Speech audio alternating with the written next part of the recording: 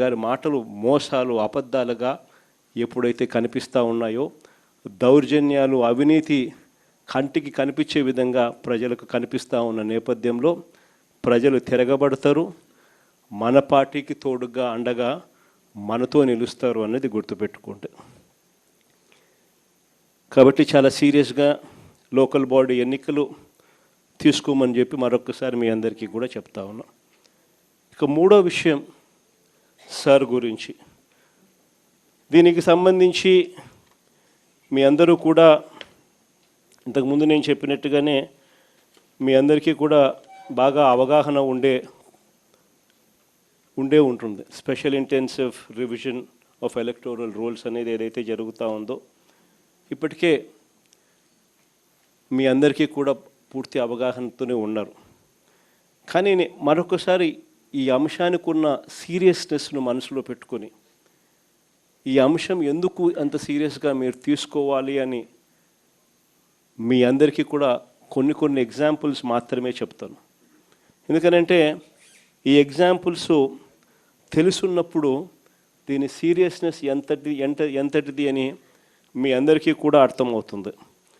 ఇటీవల మీరంతా కూడా వెస్ట్ బెంగాల్, తమిళనాడు ఎలక్షన్స్ మీరంతా కూడా చూసే ఉంటారు. మన వెస్ట్ బెంగాల్లో మమతా బెనర్జీ గారు అయితేనేమి, తమిళనాడులో స్టాలిన్ గారి ఎన్నికలు అయితేనేమి మీరంతా కూడా గమనించే ఉంటారు.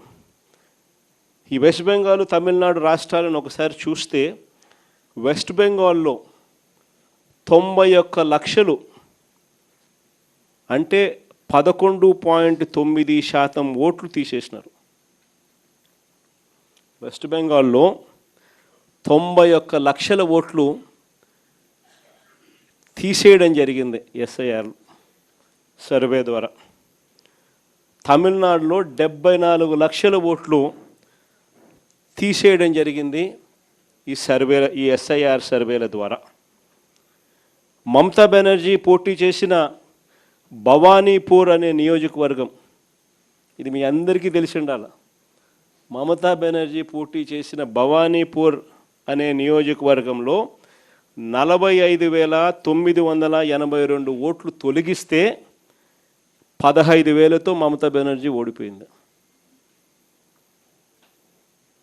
ప్రతి ఒక్కరూ జ్ఞాపకం పెట్టుకోమని చెప్తా ఉన్నా ఈ మాట. అదేవిధంగా తమిళనాడులో స్టాలిన్ పోటీ చేసిన కొలతూర్ అనే నియోజకవర్గంలో దాదాపుగా 71,000 ఓట్లను తొలగిస్తే ఆయన ఓడింది 8,000 ఓట్లతో ఆయన ఓడిపోయాడు. ప్రతి ఒక్కరూ కూడా ఈ 2 అంశాలను గుర్తుపెట్టుకోమని అడుగుతా ఉన్నా. అంతేకాదు బెంగాల్లో తీసేసిన ఓట్లు 91 లక్షల ఓట్లు బెంగాల్లో తీసేస్తే ఆ రాష్ట్రంలో మమతా బెనర్జీ గారి పార్టీ ఓడిపోయింది 31 లక్షల తేడాతో. 91 లక్షల ఓట్లు తీసేస్తే 31 లక్షల ఓట్ల తేడాతో ఆయన ఓడిపోయింది. తమిళనాడులో 74 లక్షల ఓట్లు తీసేస్తే స్టాలిన్ పార్టీ ఓడింది 17 లక్షల తేడాతో. ఇవన్నీ నేను ఎందుకు చెప్తా ఉన్నాను అనంటే ఎంత ఇంపార్టెంటో ఈ విషయము అని చెప్పి మీ అందరికీ కూడా మీ నియోజకవర్గాలలో ఎంతగా దీని గురించి పట్టించుకొని జాగ్రత్తలు తీసుకోవాల్సిన అవసరం ఉంది అని చెప్పడానికి మీ అన్నీ కూడా చెప్తా ఉన్నా.